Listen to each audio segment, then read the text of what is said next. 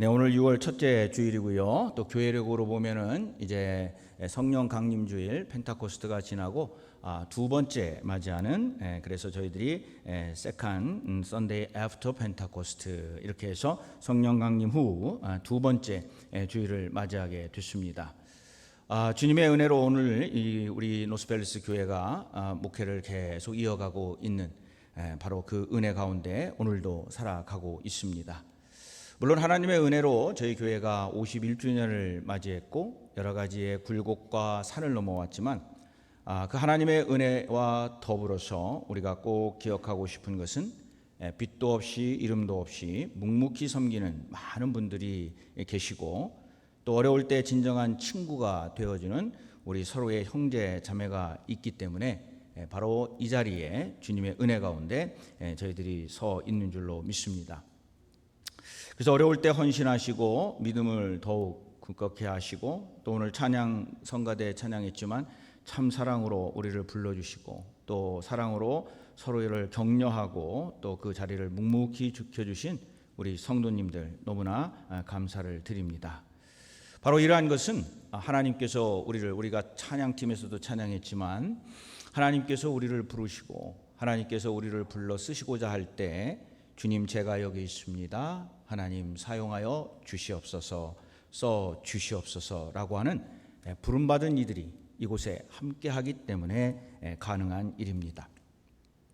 저희들이 설교 후에 또 부를 찬양도 오늘 323장 부름받아 나선 이 몸이라고 하는 찬양입니다.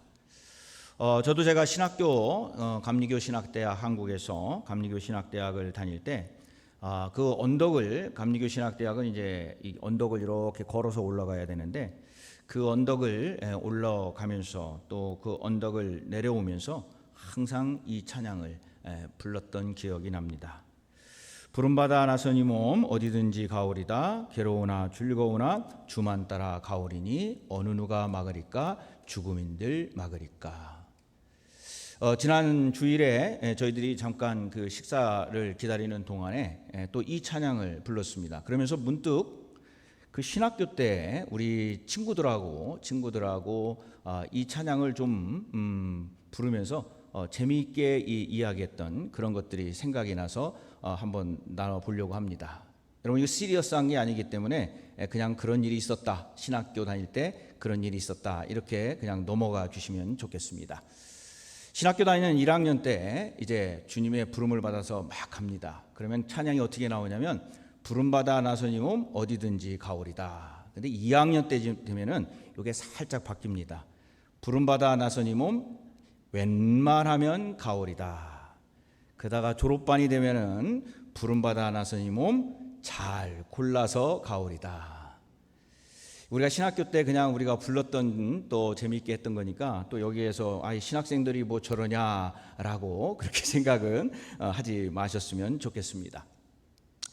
저희들이 목회를 하면서도 마찬가지예요. 특별히 연합감리교회, 우리가 속해 있는 연합감리교회에서는 목사님들은 파송이라고 하는 것 때문에 어디든지 뭐 우리가 여기를 가겠습니다, 안 가겠습니다 골라서 가는 것은 하나도 없습니다. 주님의 뜻으로 또 캐비넷과 감독님을 통해서 그 뜻이 이루어지면 뭐 그곳이 알라스카이든 저처럼, 그곳이 하와이든 저처럼 어디든지 뭐 그것이 지방이든 오지든 하나님이 가라고 하시는 곳에 짐을 싸서 갈 수밖에 없습니다. 그래서 저는 아직도 이 찬양이 저한테는 또 UMC 연합감리교회 안에서는 딱 맞는 것 같아요. 부름받아 나선 이 몸 어디든지 가오리다. 주님의 인도하심으로 주님의 뜻에 따라서 그곳이 어디든지 주님이 보내시는 곳이라면 주님 제가 여기 있사오니 주님 필요한 곳에 써 주시옵소서. 이 성경에도 보면은 이렇게 복음을 위해서 이름 없이 빛도 없이 섬긴 이들이 참 많습니다. 물론 이름이 없는 분들도 많지만 이름이 거기에 나와 있는 분도 있는데 그 이름이 나와 있는 분 중에 한 분이 사도 바울인데요. 이 사도 바울은 하나님의 인도하심과 그리고 예수님을 만난 다음에 그 예수님을 전하기 위해서 어디든지 그의 선교 여행지를 보면 죽음의 끝까지도 갔던 사람이 사도 바울이었습니다. 그래서 그렇게 주님의 그 부르심에 쓰임을 받았던 사람들은 하나님께서 영원히 기억하시고, 그리고 이름 없는 자에서 이름 있는 자, 그리고 주님께서 기억하는 생명책에 기록된 그런 사람들이 됩니다. 존 웨슬리의 동생인 찰스 웨슬리도 이런 말을 남겼습니다.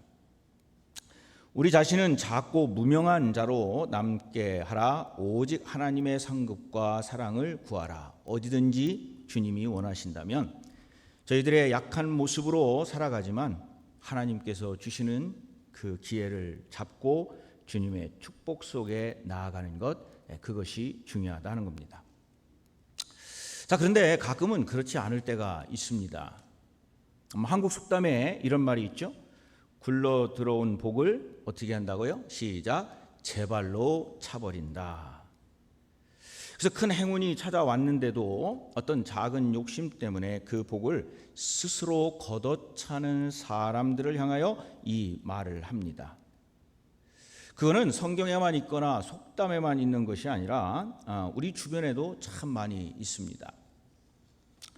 오늘날 이 사회가 혼돈 속에서 어려움을 겪고 있는 이유 중에 하나가 바로 사람들이 자기에게 주어진 책임은 외면하면서 오로지 그 권리만을 주장하며 살아가는 이들이 많기 때문에 그 권리만 외치고 책임을 지지 않는 이 사회가 자꾸 험악하게 변해간다 하는 겁니다.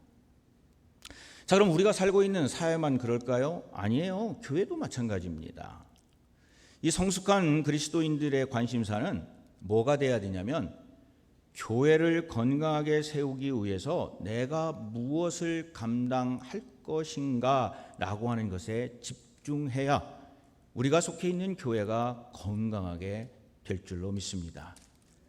그래야 주변에 믿지 않는 사람들이 교회를 보면서 걱정하는 것이 아니라 교회를 칭찬하고 성도들이 저마다 사명만을 생각하며 충성스럽게 행하여지는 교회가 된다 하는 겁니다. 주중에 목사님들하고 한번 모여서 식사를 같이 한 적이 있는데 그 목사님 교회의 여러 이야기들을 하다가 어떤 교회의 이야기를 하나 들은 게 있습니다. 그 교회는 어떤 이유에서인지 지금 여러 개의 수가 서로에게 걸렸다는 거예요. 그 이유는 제가 자세히는 잘 모르겠습니다. 그러니까 교회 안에서 자꾸 수가 걸리고 분쟁을 하게 되니까 2년 동안 새 가족으로 오는 사람이 한 명도 없었다라고 고백을 합니다. 물론 안타까운 일이긴 한데 왜 그랬는지는 정확히 모르지만 이유가 있겠죠. 하지만 그 교회 내부나 또는 바깥에서 볼 때에 이런 일들이 자꾸 일어남으로 말미암아 우리가 세상을 향하여 무엇인가 빛과 소금의 역할을 감당해야 되는데 자기들의 이기적인 마음으로 그것이 다른 사람들이 오히려 교회를 걱정하는 일을 만든다 하는 겁니다. 그럼 오늘 이 시간에 우리는 스스로 한번 물어봐야 될 것 같습니다. 나는 지금 우리 교회에서 어떤 존재인가, 어떤 성도인가 하는 질문입니다.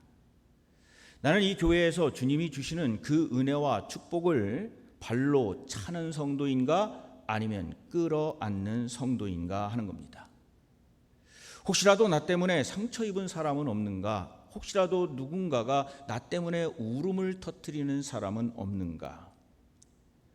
또한 하나님께서 우리를 불러주셨는데 부름받아 나선 이 몸 애지간하면 가겠습니다. 골라서 가겠습니다. 라고 고백하는 그러한 존재는 아닌가? 우리가 한번 이 시간 생각해 봐야 될 문제입니다. 자, 이런 생각을 하다가 룻기 4장을 읽었는데 왜 이 룻기가 오늘 제가 이 성경 말씀을 참 깊게 읽었냐면 얼마 전에 이 룻기로 새벽 기도회를 우리가 짧게 이 4장이기 때문에 짧게 했는데 굉장히 은혜를 많이 받았습니다. 저도 받았고 새벽 기도에 오시는 분들이 참 이 룻기로 인해서 많은 은혜를 받았습니다. 이 룻기는 정말 짧은 성경 구절인데 이 룻기는 죽는 이야기로 시작을 합니다. 그런데 끝에는 뭐로 시작하느냐? 낳는 이야기, 다음 세대와 다음 세대를 연결하는 뭐라 그럴까요? 창조의 이야기로 시작이 끝을 맺게 됩니다. 나오미라고 하는 이 사람이 남편 엘리멜렉과 함께 이제 모압이라고 하는 이방 땅으로 가는데 두 아들과 즉 말론이라는 사람과 기론이라는 사람과 함께 떠나게 되는데 그 이방 땅에서 자기 남편도 아들도 다 죽습니다. 그래서 죽는 이야기로 시작이 됩니다. 근데 이 룻기가 끝날 때 보면은 룻이 이제 며느리죠. 아들 오벳을 낳고 오벳은 이새를 낳고 이새는 다윗을 낳고 그 혈통에서 마침내 예수 그리스도가 탄생하게 됩니다. 새로운 시작이 됐다 하는 겁니다. 이 짧은 이야기 4장밖에 안 되는 룻기가 그러면 왜 성경에 이 무슨 연애 같은 스토리 같은 거인 것 같기도 하고 뭐 이상한 이야기가 있는 것 같은데 왜 이 룻기가 성경에 기록되어 있었을까? 바로 이 역사적인 흐름에 우리에게 주시는 것, 죽음으로 시작한 이야기가 주 예수 그리스도의 탄생으로 이어지는 이 이야기로 끝난다고 하는 이 역사적인 흐름을 우리에게 이야기를 합니다. 여러분 이 이야기를 보면은 모든 것을 잃은 두 가부, 그 스토리는 여러분이 짧으니까 한번 읽어보시고요. 나오미와 룻이 베들레헴으로 고향으로 돌아옵니다. 돌아와 보니까요 당장 살 길이 막막한 거예요. 그래서 며느리 룻은 보리밭에 나가서 떨어진 이삭을 주어서 시어머니 나오미를 봉양을 합니다. 근데 그 밭의 주인공이 오늘 성경에 나와 있는 이름 보아스라고 하는 사람입니다. 이 보아스는 처음에는 불쌍한 마음으로 친절을 베푸다가 점점 더 이 룻이라고 하는 여인에게 사랑을 느끼게 됩니다. 그래서 그냥 사랑을 느끼는 것으로 끝나는 것이 아니라 이 두 사람이 사랑이 깊어지면서 결혼을 하고 싶은 마음이 생겼는데 당시에 고엘 제도라는 게 있었습니다. 아마 이 좀 생소한 말인데 고엘이란 근족 즉 촌수가 가장 가까운 친척으로서 기업 물을 자라고 하는 겁니다. 이 기업을 물은다는 말은 글쎄요 바둑을 두다가 한 수만 물려줘요 이렇게 이야기를 하는데 물건을 사고 또 마음에 안 들면 환불해 주세요 즉 물려달라라는 말로 이해를 하시면 좋겠습니다. 뒤로 돌이킨다 그 뒤의 것으로 다시 그곳에서 시작한다 그래서 본래의 자리로 돌아간다라고 하는 뜻입니다. 그래서 결국은 무슨 얘기냐면 이 고엘 제도를 통해서 그렇게 잃어버린 그 여인과 가족의 그 본래의 자리로 돌려놓는 그러한 제도입니다. 그래서 이 보아스는 기꺼이 그 집안의 고엘이 되겠다라고 마음먹었는데 참 이상하죠. 근데 어려움이 하나 생겼습니다.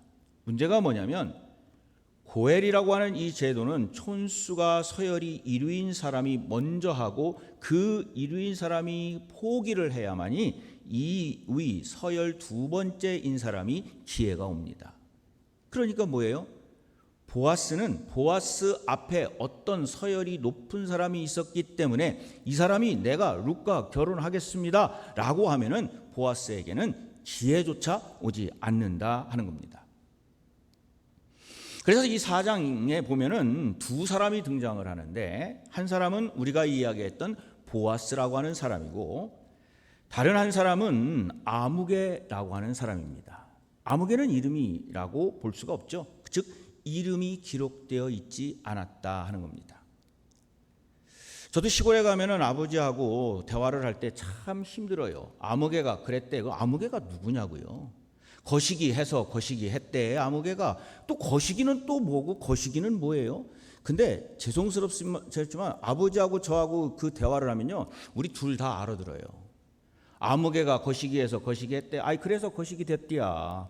그러면 우리 다 알아들어요. 여러분 이 성경에서 근데 아무개라고 하면 아마 아무도 못 알아들을 거예요. 왜? 이름이 없다는 뜻이에요.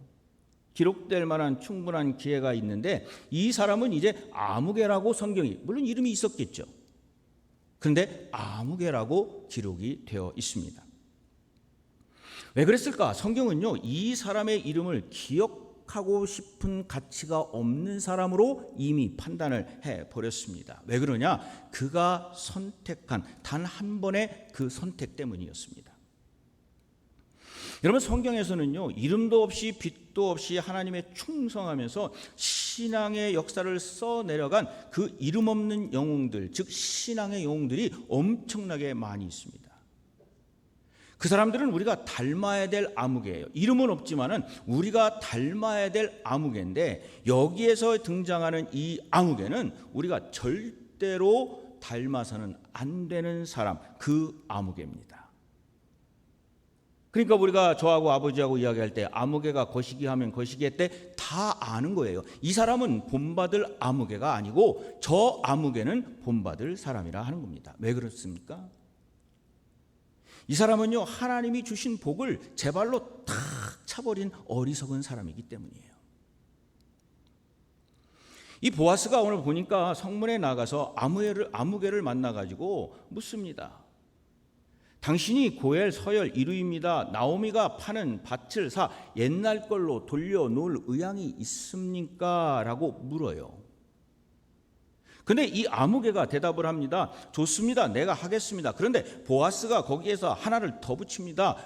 밭만이 아니라 죽은 말론의 아내 룻과 결혼하여 이 가문의 족보를 이어가야 합니다. 그러자 아무개가 뭐라고 얘기를 합니다? 뭐라고 얘기했죠? 거시기요. 이렇게 이야기를 하는 거예요. 그것은 내가 못하겠어요. 이렇게 이야기를 하는 거예요. 그 이유가 오늘 6절에 나와 있는데 6절에 이렇게 나와 있습니다. 자, 우리 한번 6절 같이 읽어보실까요? 시작. 그 기업 물을 자가 이르되 나는 내 기업에 손해가 있을까 하여 나를 위하여 물으지 못하노니 내가 물을 것을 네가 물으라. 나는 물으지 못하겠노라 하는지라. 왜 못 물렀어요? 자기에게 손해가 있을 것이다 라고 해서 하나님이 주시는 이 엄청난 기회를 발로 탁 차버렸어요.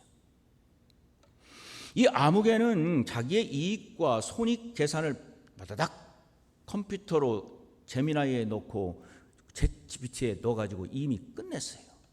나오미의 밭을 살 때에 재산을 늘릴 기회를 생각했는데, 그러나 이방 여인인 룻과 결혼하게 되면 그 여인을 평생 먹여 살려야 돼요. 자기의 재산과 평판이 해가 되기도 하고 이방 여인과 결혼하였으니 그 다음에 자기가 어떻게 될까 이미 계산 끝났습니다. 그래서 고엘의 권리를 공식적으로 포기를 합니다. 그러면서 이스라엘 전통에 따라서 아무개는 신발을 벗어 보아스에게 건네줍니다. 이거는 무슨 뜻이냐면 나는 이 권리를 포기하니 네가 그 권리를 가져라 하는 거예요. 마을에서 아마도 이 아무개의 별명이 신발 벗은 자, 그 이후에 그렇게 바뀌었을 것 같아요.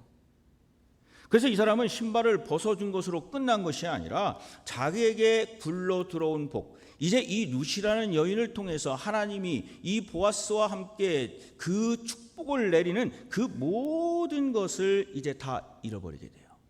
즉 뭐예요? 모든 축복을 차버린 어리석은 자가 됐습니다. 자, 그러면 반면에 보아스는 어떻습니까? 기꺼이 고엘이 돼서 이제 이 룻과 결혼을 합니다. 이 집안의 이름과 가문을 이어갑니다. 자기의 권리보다도 책임을 먼저 생각합니다. 그래서 결국 어떻게 됐느냐?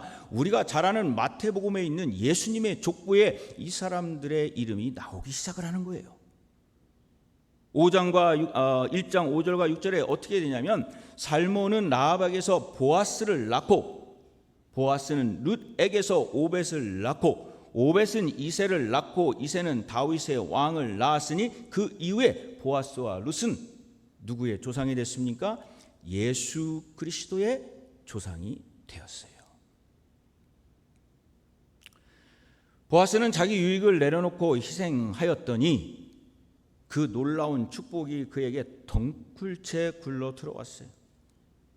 아무개는 자기에게 온 그 축복을 발로 탁 차였더니 아무것도 얻은 게 없어요.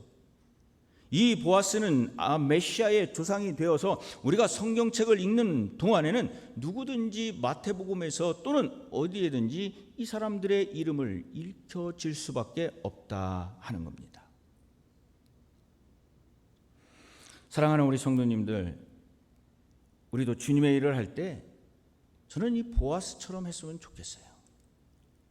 우리의 권리를 생각하고 책임을 외면한다고 하면 아마 하나님도 우리의 이름이 그냥 아무개 거시기 했어 이렇게 아마 기록을 해놓으실 거예요. 아무개처럼 이름도 없고 기억되지 못하는 사람이 아니라 보아스처럼 주어진 책임을 기꺼이 기쁨으로 감당하는 사람, 아까 우리 성가대의 찬양처럼 참 사랑으로 서로에게 헌신하고 봉사하는 사람, 그러한 사람들이 우리 교회에 한 사람 한 사람 더해질 때에 하나님의 일이 풍성해지고 교회가 든든히 세워가고 맡겨진 충성된 이들이 그 일을 감당하는 부름받아 나선 이 몸 어디든지 무슨 일이든지 주님이 원하시는 일을 내가 감당하겠습니다. 그럼 하나님이 우리에게 축복하시고 또 그 길을 인도하시고 보상해 주실 줄로 믿습니다. 권리를 주장하는 아무개가 아니라 책임을 감당하는 보아스와 같은 멋진 신앙인들 우리 모두가 되기를 간절히 축원을 드립니다. 이름도 없이 빛도 없이 섬기는 이들 모든 우리 성도님들, 하나님께서 분명히 오늘 이 시간 약속을 합니다. 이사야 49장 16절에서 이렇게 말씀을 합니다. 내가 너를 내 손바닥에 새겼고 너의 성벽이 항상 내 앞에 있나니. 지난번에 우리가 찬양을 했잖아요. 이 세상 사람 날 몰라줘도, 세상 사람들이 다 몰라줘도 하나님이 나의 이름을 하나님의 손바닥에 써주시고 기억해 주신다고 한다면 이보다 더 큰 축복이 어디 있겠냐 하는 겁니다. 우리 하나님께서는 그렇게 헌신하고 봉사하는 이들에게 이름도 없이 빛도 없이 충성된 이들로 반드시 하나님의 생명책에 새겨 놓으실 줄로 믿습니다. 우리 홍인석 권사님께서 기도를 하셨는데 맞아요. 이제 저는 다다음 주 21일이 제가 여러분들과 만나는 마지막 주일입니다. 그리고 새로 오시는 이영성 목사님은 7월 첫째 주 5일입니다. 7월 첫째 주에 여러분들을 만나 뵙게 됩니다. 가장 중요한 때에 하나님께서 룻기를 통해서 우리에게 주시는 말씀이 뭘까? 저에게도 주시는 말씀이고 우리 성도님들에게도 주시는 말씀이에요. 정말 우리가 이름도 없이 빛도 없이 섬겨서 그리고 우리의 이름이 하나님의 그 생명책, 그 하나님의 손바닥에 새겨지고 어디에서 어떤 모습으로 어떻게 살아가든지 간에 하나님께서 우리를 성령으로 인도하고 연결시켜 주셔서 우리가 그 언젠가 하나님 나라에서 만날 때 아무개가 아니라 하나님의 진정한 아들, 딸로 그리고 예수 그리스도의 제자로 주님 앞에 칭찬받는 이들로 만나기를 간절히 축원을 드립니다. 오늘 이 예배의 말씀 중에 정말 주님께서 축복하여 줄 줄로 믿습니다. 여러분이 속한 이 교회가 하나님의 말씀으로 굳건히 서게 되고 여러분이 우리가 함께하는 그 신앙생활 그것이 어디든지 간에 주님께서 성령으로 인도하셔서 서로 칭찬받고 칭찬하는 귀한 존재들이 될 줄로 믿습니다. 하나님의 축복이 임하시고 하나님의 인도하심이 모두에게 임하시는 귀한 성도의 삶 살아가시기를 간절히 축원을 드립니다. 이 시간 말씀을 생각하면서 저희들 함께 기도하기를 원합니다.